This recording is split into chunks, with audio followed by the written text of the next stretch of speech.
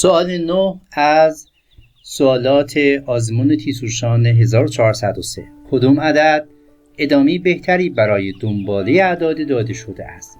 به دنبال الگوی دقیقی نباشید.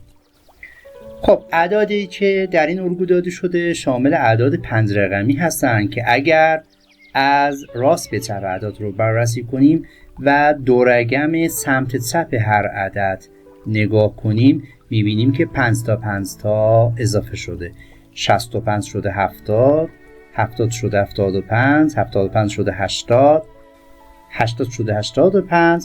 پس در نتیجه دو رقم سمت چپ عدد باید 90 باشه که این مورد در گزینه های 1 و 4 درست می باشد. در نتیجه گزینه 2 و 3 حذف میشن. بعد اگر به 3 رقم سمت راست هر عدد دقت کنیم حول و حوش 30 تا یعنی تقریبا 30 تا اضافه میشه. پس اگر به این عدد تقریبا 30 تا اضافه بشه گزینه 1 نمیتونه درست باشه چون اختلاف 548 و 698 خیلی بیشتر از 30 تا است. پس گزینه 4 مناسب برای علامت سوالی هست.